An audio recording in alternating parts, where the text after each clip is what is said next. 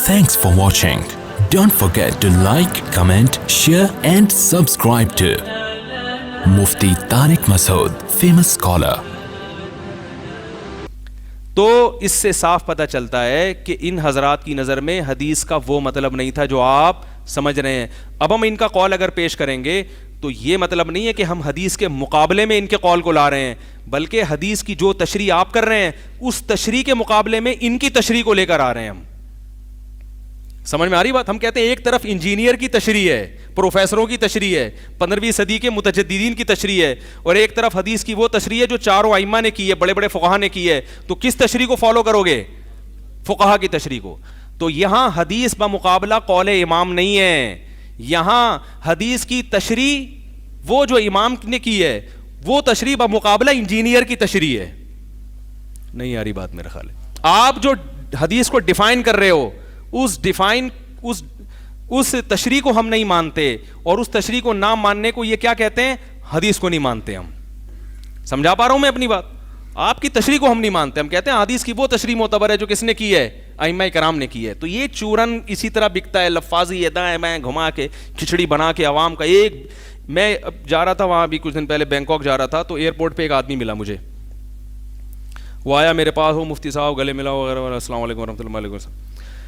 میں نے کہا خیریت؟ کہہ رہے ہیں یار میں انجینئر کے بیان سنتا تھا تو مجھے بڑے زبردست ملتے تھے, ہر چیز ریفرنس کے ساتھ, اور آپ کے بھی سنتا تھا تو آپ کے تو ریفرنس ہوتے ہی نہیں ہیں, اصولی باتیں ہوتی ہیں. تو میں نے تو بالکل چھوڑ چھاڑ کے بس انجینئر کا ہو گیا تھا. کہہ رہے کچھ دنوں کے بعد میں وہ چھوڑ دیا اس کو, اور میں نے کہا تمیز سے جیسے جو علماء کی اسپیچز سنو. میں نے کہا کیوں چھوڑ دی؟ کہہ رہے میں پاگل ہونے لگا تھا,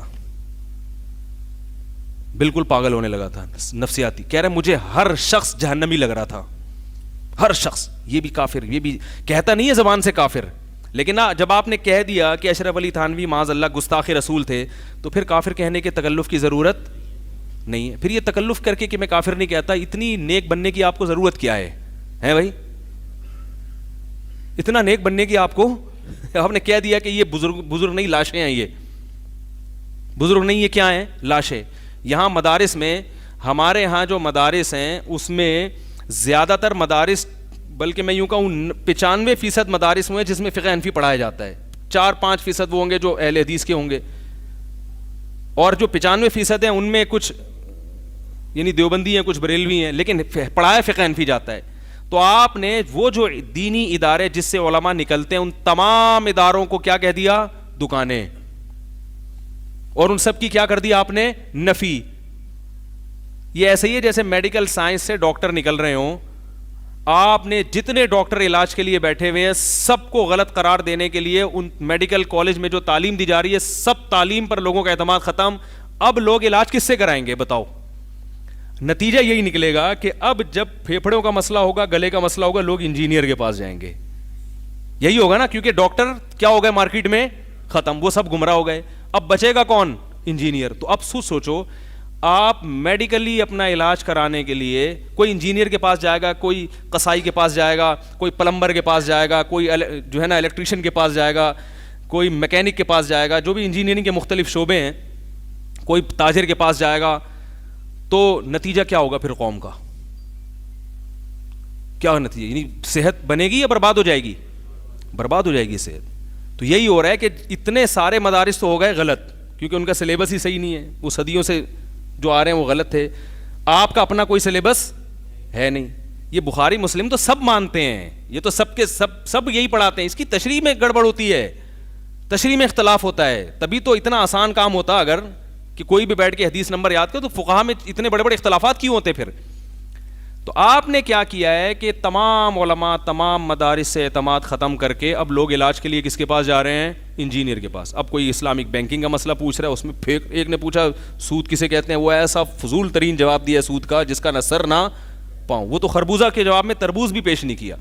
کوئی پوچھ رہا ہے کھڑے ہو کر پیشاب کرنا, وہ سنت ہے, اور حیا کے خلاف اورل سیکس جو اتنی گندی چیز ہے وہ بھی جائز قرار دے دی. وہ تو شکر ہے میں نے ایک پھر بیان ریکارڈ کروایا, میں نے فوراً میں نے کہا یار ایسا نہ ہو یہ گند ہمارے معاشرے میں شروع ہو جائے, لوگ سن رہے ہیں اس کو.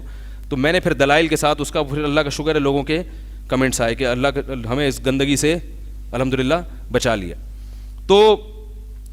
تو وہ ظاہر ہے کہ جب ایک آدمی جس کا کام تھا پنکھے صحیح کرنا لوگوں کے, جس کا کام تھا اگر میکینک ہے تو وہ گاڑیاں صحیح کرتا, یا چلو جہاز صحیح کر لیتا, ہمیں اچھے سے اچھا کام کرو آپ, جب آپ وہ علماء پہ اعتماد لوگوں کا ختم کرا دیں گے تو ایسے ہی ہے جیسے میڈیکل کالج میں جو نصاب پڑھایا جا رہا ہے وہ تو سارا غلط ہے, اس سے جو فارغ ہونے والے ڈاکٹر ہیں وہ بھی سب غلط ہو گئے, تو اب علاج تو کرانا ہے نا لوگوں نے, تو کس کے پاس جائیں گے؟